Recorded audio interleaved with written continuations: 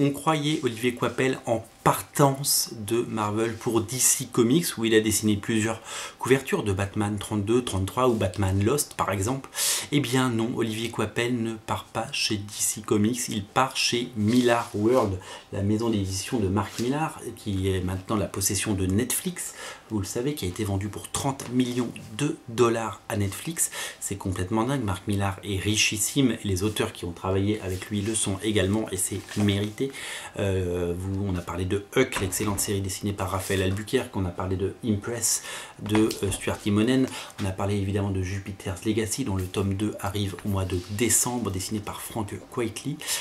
Toutes ces séries sont absolument génialissimes. Mark Millar s'offre à chaque fois les meilleurs talents et les plus grands noms des comics. Il faut dire qu'il maintenant il a les moyens, et la première série sous l'ère Netflix qu'il va écrire s'appelle The Magic Order.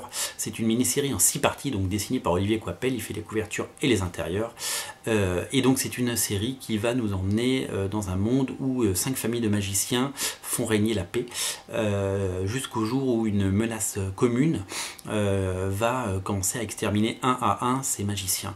Et donc ceux qui restent, tout simplement, vont devoir s'entraider, s'unir pour défaire cette menace commune. Voilà, ça c'est le pitch de départ. C'est une série qui a l'air de se placer plutôt une série plutôt historique, une série qui va mêler la magie, qui va mêler les univers fantastiques, et qui va surfer évidemment sur des tendances un peu connues, Harry Potter, les monstres fantastiques, etc., les créatures fantastiques, etc.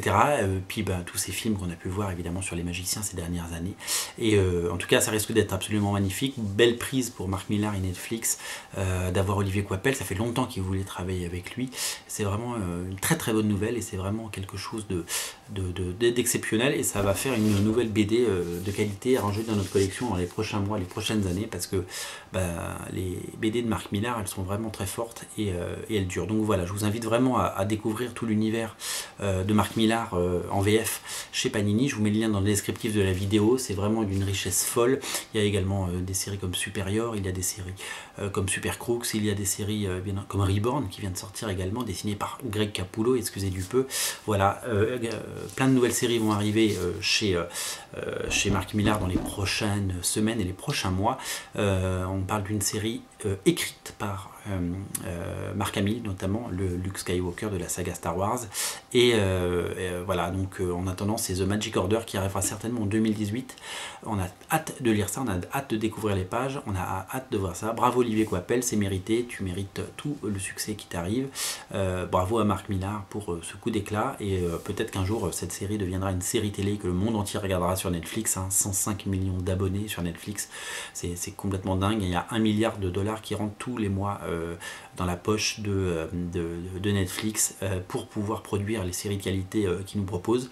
On a hâte de voir les premiers projets Netflix adaptés d'après les comics de Mark Millar. En tout cas, ça annonce du très très lourd. The Magic Order, on en parle dès que ça arrive sous le radar. En attendant, sautez sur tout ce qui existe chez Mark Millar, il y a de quoi faire, c'est absolument génial. Salut!